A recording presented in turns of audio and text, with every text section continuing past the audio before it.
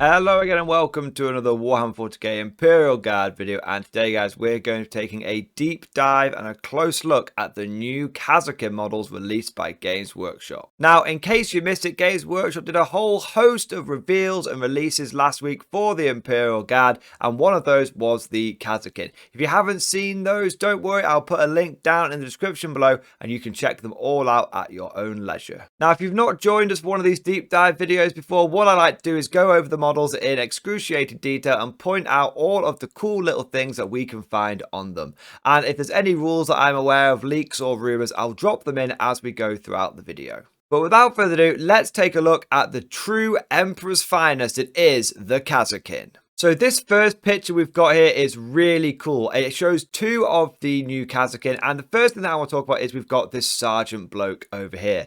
Now what's really interesting to me here is that we've now got a model with a chainsword, and we've also got a model with the plasma pistol as well. Interesting note, the old metal Kasrkin models never had plasma pistol sergeants or chainsaw sergeants. They were always fixed to power sword and hotshot las pistol, or also as they were known back then, hell pistols. So the first thing that we can just glean from this first model is that we are going to have lots of different sergeant loadouts. I'm sure you're going to be able to get all of the current loadouts that you can get on your Tempesta Scions, so like las pistol, chainsword, power fist, plasma pistol, all that kind of good stuff. And it's just great to see that the old Kasrkin have been reimagined, and we're going to get all of the great goodies that we could possibly want to load them out and kit them up the way that we want to. Now, another general thing I want to point out about this second model that we've got here is it's great to see we've got a dedicated Vox caster for the Kasrkin. Again, in the old meta models, you didn't have dedicated Vox casters. Every guy just had this little aerial on the back, but it was very difficult to tell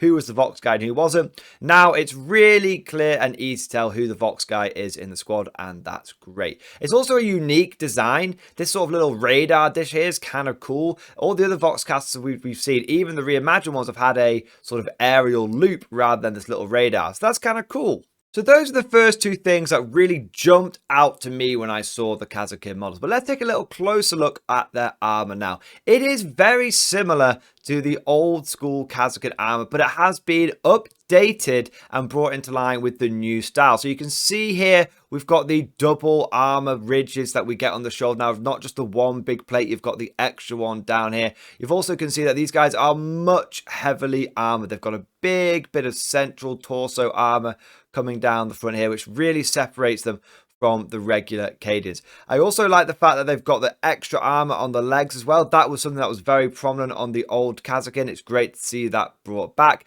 They have made a bit more of a big deal out of the under armor bit that the armor plate's attached to, which is cool to see.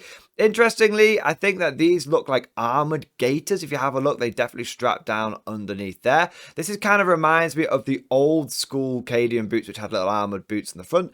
Interestingly, these aren't just like cloth gaiters like we've seen on the original Cadians, or the new Cadians, I should say. They definitely look like they've got armor plates. Look at those studs in there. They definitely look like armored boots. So just a cool distinction. And overall, at a glance, I think these models do a really effective job at showing how much better armored these guys are in comparison to your standard shock troops. Another thing to mention is they've kept the old buttons on the breastplate on the Kasrkin models, which is great to see. And you've also got the little cable going back over the shoulder as well. Both features of the old Kasrkin models. We've also got genuine Aquillas on the chest. Great to see. It's been a bit of a shame GW getting rid of a lot of the Aquillas for skull wings and stuff like that. So great to see we're getting Aquillas back there. And also we've got the updated skull belt buckles there as well. The rebreathers look a little different, very similar, but I feel like the filter tubes are a bit more pronounced on these ones. Don't know if that's the case. You might have to go and look at those old Kasrkin models to really confirm, but to me they look more pronounced than the old ones did. We've then also got, obviously, the classic sort of wrist-mounted computers on all the Kasrkin. We can see that. And you can see also we've got some wrist-mounted power packs as well. Interesting how, even though this guy's got a chainsword, he's got a wrist-mounted power pack for it. We've seen that a couple of times with the officer models as well. It's just an interesting sort of thing that GW started doing. Normally, chainswords don't have power cables, and it's things like power swords and power fists, which do have power cables.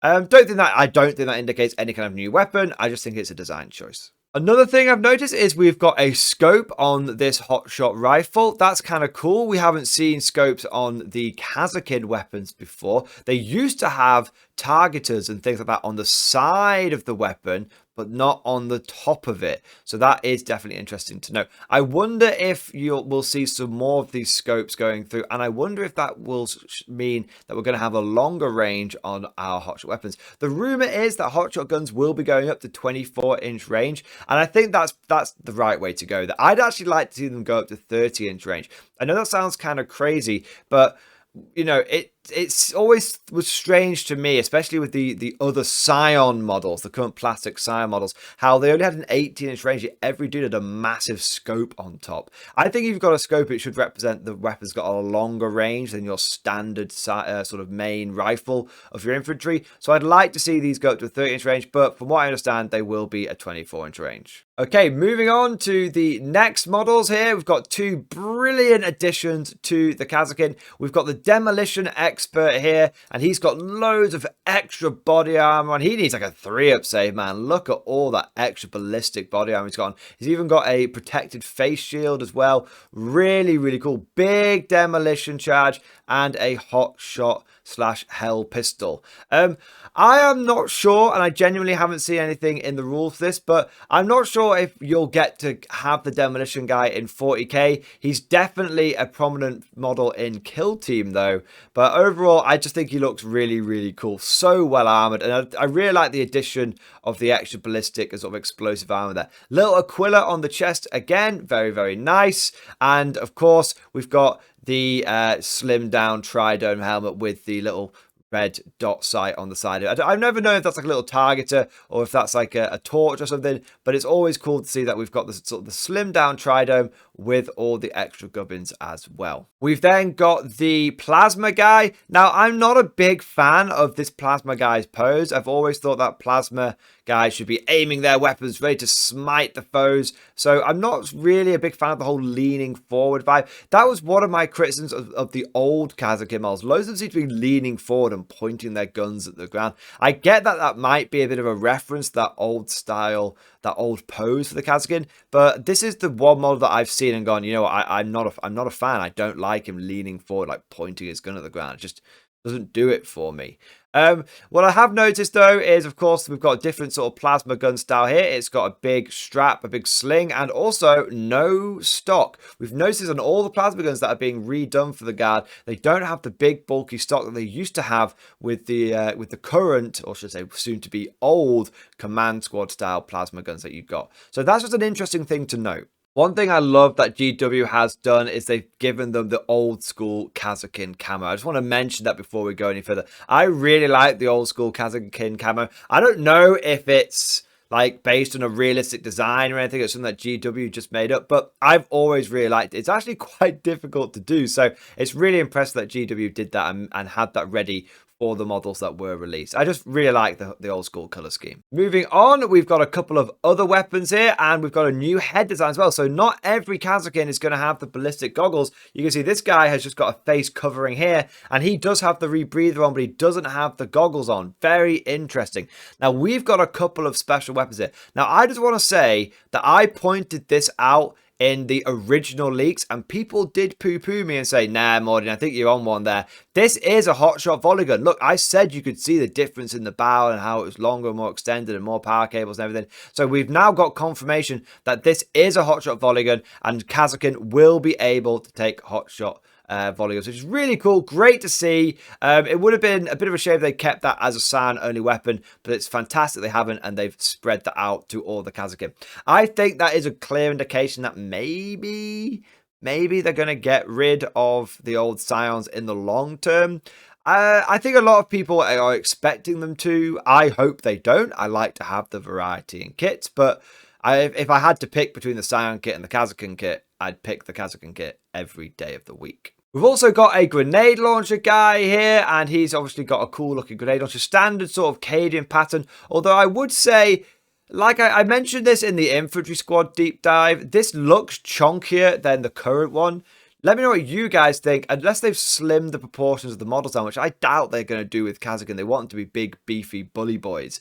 It just seems like the grenade launchers have been really beefed up. I hope they get new stats to represent their beefiness, but I wouldn't expect it. I think they'll probably be very similar to what we've got now in the current codex. Now, moving on, we have a couple of really cool models here. We've got a medic and we've got a sniper. Now, the medic appears to have some of those sort of morphine vials, whatever you might want to call them, that the command squad medic had, which is cool. And we've also got, this is the first time we've seen a specialized shoulder pad and different helmet design for the Kasrkin as well. If you go back and look at the other ones, they've got smooth shoulder pads with transfers on them. This is actually an embossed shoulder pad. That's pretty cool. I quite like that. It's a bit of an old school reference to how they did the embossed shoulder pads on the old command squad, or I should say like the current command squad kit. But if you notice, they didn't do that with the new command squad kit. They gave them shoulder coverings, like cloth coverings. So interesting how they've had that mix. Some guys get them embossed, some guys get them as just like coverings for the regular shoulder pads. It's interesting. I like it. I'm not against it at all. I think it's cool having the sort of fixed designs on each pad. It just makes that specialist stand out even more. Now, when I first saw this model, I thought he was going to be equipped with a Hotshot las pistol, but it is apparently a Hotshot rifle with that he's got tucked under his arm, which is great to know, because it means that you're not going to have some people with pistols, because you don't really want to have people running around with Hotshot pistols. You much rather always have your main guys or even your specialists with a rifle. Now, speaking of rifles, we've got a whole new weapon system here. It is the Hotshot sniper rifle. Now, I'll come back to that weapon in a moment. We'll take a look at the wider model just for a second, but I do have some leaked stats for the Hotshot sniper. Now, taking a look at the model as a whole, I think this might be my favorite model in the whole kit. It just looks really, really good. And in fact, if I was a Space Marine player and I was looking at this model, I'd be thinking, you know what? That makes a great Space Marine scout with a sniper rifle.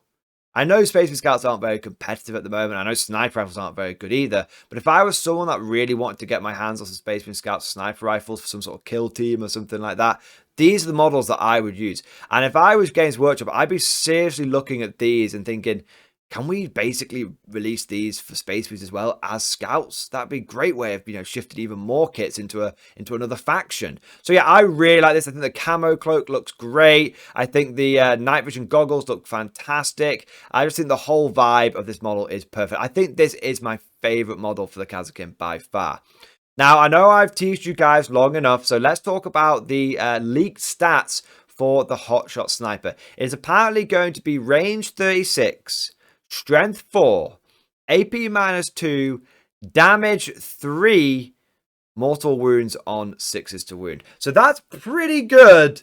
That's a big glow up over the current sniper rifle, and I think that definitely makes it have some serious punch behind it. Now, I would say that's like a semi-confirmed leak. I haven't been able to cross-verify it yet, but it has come from a reliable source. So you decide how much faith you want to put in that rumor, that leak. I personally think that it sounds about right. Strength 4 sounds about right for a sniper. AP -2 sounds about right for a Hotshot weapon. 36 is range, again, sounds about right for sniper rifles. Damage 3, that's pretty high. It could be damage D3, but I've been told it is damage 3. But yeah, that's the one bit that makes me go, wow, that's very, very powerful.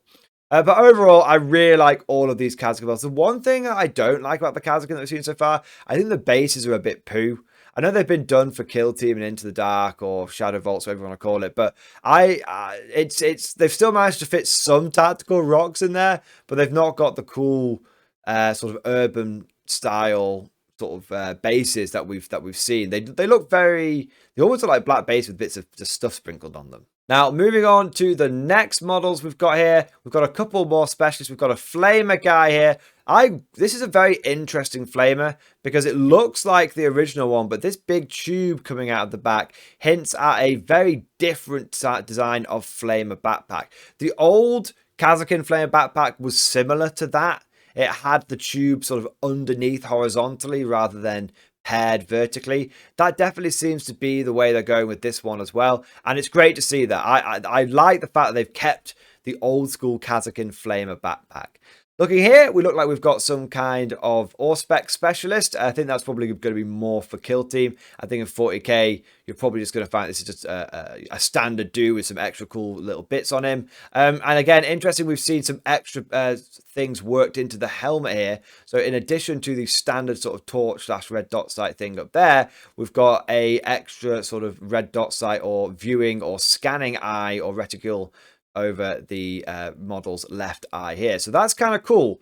Interesting to see those extra little bits worked into the helmet. And also you can see we've got an aerial here and an aerial here. So this guy is definitely some sort of Auspex specialist or scanner. Now, there are a few other bits that I want to talk about with the Kasrkin because more information has dropped on them since their initial preview a week or so ago. So the first thing I want to take a look at is we've got this picture here, which gives us a close-up of another loadout for the Kasrkin Sergeant. We can see there is a power sword there, and we can see there is a bolt pistol there. So great to know that that Sergeant's going to have multiple loadouts, and also sort of multiple poses as well. Just looks really, really good overall. Another thing to notice is we have got a melter gun down here. That was not something we saw in the previous lot of photos. So from what we can see here, we've got melter guns, flamers, grenade launchers, we've got plasma guns, we've got hotshot snipers, and we've also got hotshot volley guns, and we've got demolition specialists. Just all sorts of stuff you could ever want. All the weapon options, all the special weapons you could ever want for your Kasrkin / stormtroopers. Now, some more really important information is GW has released what the sprues are going to look like for the Kasrkin, and I think this is really important because it shows us how all the new KD models could possibly go together.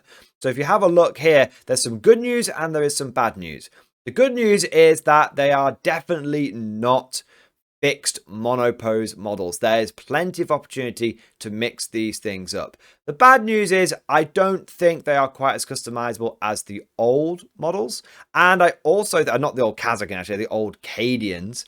And I also think that the new heads that are coming with these Kasrkin are an indication that the old Guardsman heads will not be compatible with the new ones. So if we take a look here, we look over here on the right hand side, we can see how the bodies go together. So they are similar to what I suspected. You've got the top half and the bottom half of the body connected. They come in a front and a back, but the arms are not molded in. The shoulder pads are not molded in. So you will have limited posability around the body itself. You won't be able to twist people at the torsos anymore, but you will be able to put on whatever arms you want from any of the different options and kits here. So there's definitely kit bashing potential. It's not as good as it was, but it's still pretty good. The legs are interesting. They've put the legs in two separate legs. So you'll put the body together and then glue the individual legs on. Not sure I'm a big fan of that. I don't think it really adds any additional posability. When I've built, Sisters of Battle, which have this kind of leg system, you don't get to twist the legs into the positions that you want. They have to slot it in a certain way. So it looks like, oh, I can make, I might be able to twist at the hips, but maybe I can twist at the legs. I doubt it. Based on my experience, I doubt it. So I feel like the bodies and legs are going to be fairly fixed in terms of pose, but you'll be able to mix the weapon options up. Another thing that I find quite interesting is we can see the different backpack designs here. So you can see that these backpacks don't have power cables coming out of them, but these ones do. Now, I think that's really clever by Games Workshop because I don't know about you guys, but when I was building my Scions, I never bothered with the cables. I actually clipped all the cables off mine apart from for the volley guns. So I think that's a really good idea because some people are going to want to have the power cables and some people aren't going to want to have the power cable. So good that GW has provided both of those options there.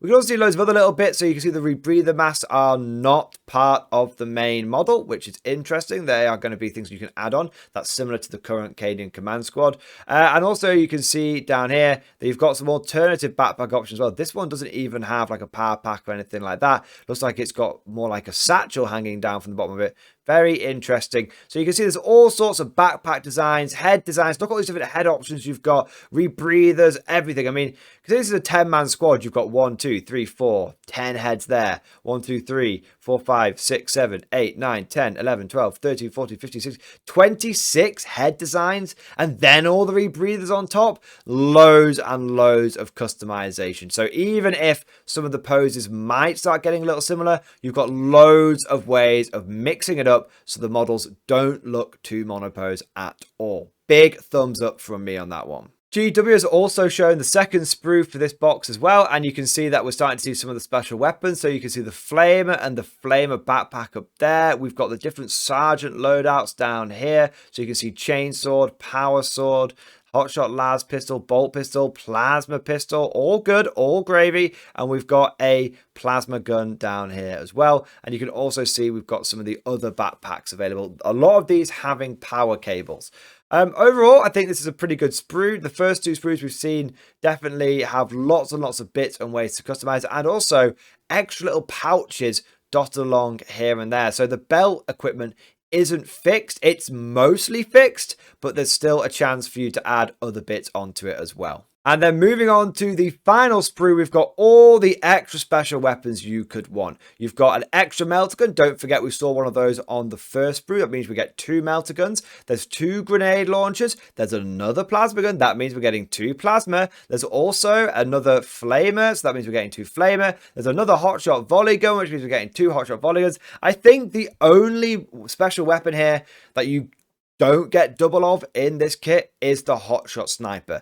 But it might be that you're just limited to just one of those in a squad, in which case it's not a limitation. It's just an interesting sort of hint to what the squad loadout might be.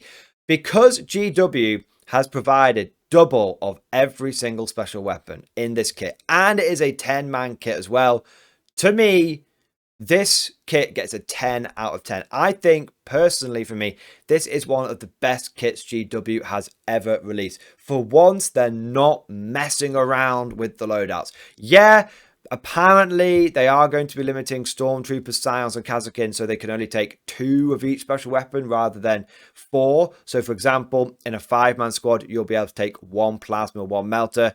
In a 10-man squad, you'll be able to take 2 plasma, 2 melter. But in a 5-man squad, you won't be able to take 2 plasma or 2 melter. And in a 10-man squad, you won't be able to take 4 plasma or 4 melter. So on the one hand, it's annoying how they're restricting the loadouts.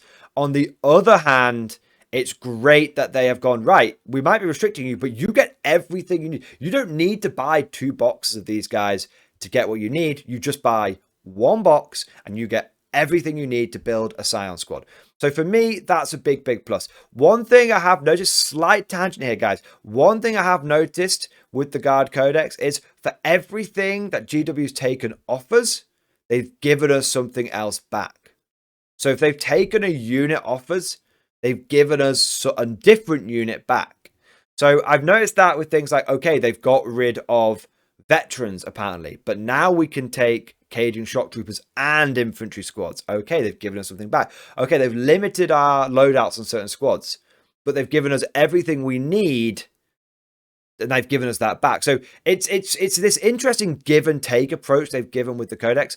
And overall, I would say that I am in favor of it because it means that they're not making changes and hanging us out to dry. They're going, look, we've made changes and we've given you the tools that you need to be able to adapt to those changes easily. So for me, and you guys know I'm not a GW shill. You guys know I rag on them. I salt on them all the time.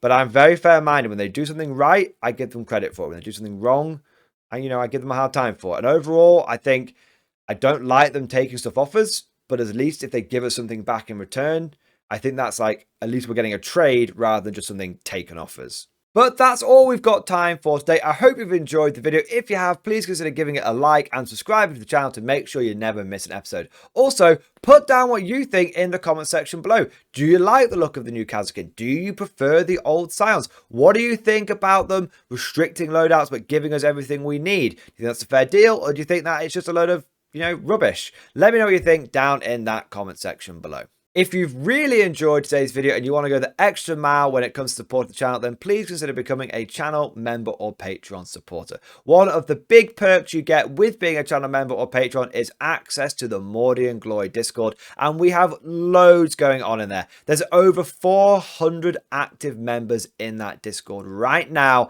and we talk about everything from tactics to memes to laws to general chit-chat, discussing any rumors and leaks, and there's also things like painting competitions and events going on as well. In fact, when the new guard models drop, we're going to be doing a big painting competition, putting different regiments against each other to try and help us all get through our new models in a great way. So if that sounds like something you're interested in, make sure you check out the Mordian Glory Discord. And before we go, I want to say a massive thank you to all of the latest channel members and patrons. So big thank you to Soul Hall, Nerdily Delicious, Daniel M, Johan C, Mark S, Master GT Jackom, Santo Prime, Jake Hughes, Dumfries Gamer TV, Yeri, Joe Hills, Oliver Windle, The Red Scout, Thanum, Vincent Colson, James Stables, James Harden, Jason Dossett, Fatton's Hobby, Michael Enright S73WY, The Soundman, Nino P, Andrew Layson, Felix Macbeth, Jason May, Herbert Hoover, Big Man 3733, Edward Sullivan, Bob McGrayson, Migraine, Marcus Roberts, Abyss Watcher, Blake M, William Pagonis, Liam Cox, Jonathan C, Flying Ace, Michael 2, Stuart Hawkins, Simon Keefe, Caleb Robertson, Ryan Nash, Innes Ritter, JC McShirtlef, Rogel Dawn, Rookie, Jazz Hands, Freeform Rue, Rusty Shackleford, Air Castle, Gareth Evans, Calvin Fred Rith, Unani Mendeville, Luke DeBoss, Oceany Games, John Thiessen, Crash Quest 88, Stu, Rowan Skull, Sailor Pete, DSX01, Matthias, Daniel Kelly, David Patrick, definitely not Trotsky, OO Mito, Aaron, Felix JC, Delta Loco, Raziel, Craig Kenny, Mint W, Gene H, Black Jack, Lash Shack, Mr. Lackey, Livian Barroso,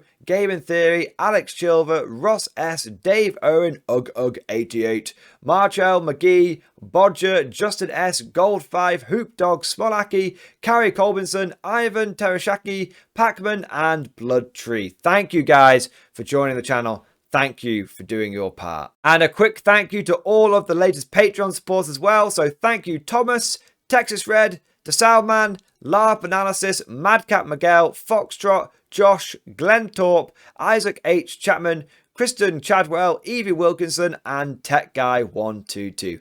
Thank you for your ongoing and generous Patreon support. And last but certainly not least, I want to say a personal thank you to all of my top tier Patreon supporters. These are the War Masters, the people that have truly been extremely generous and have gone above and beyond the call of duty when it comes to supporting the channel. So a massive thank you to Navy Veteran, Philip French, Ross Miller, Tequal, Alex Dengal, John Stubbs, Nicholas Walsh, Swordfish Trombone, Diesel Fox, Tom Sutton, and of course Sly Varney. Massive thank you guys. I really, really appreciate your support. I hope you've all enjoyed today's video. Thank you for watching. And of course, as always, I'll see you guys next time.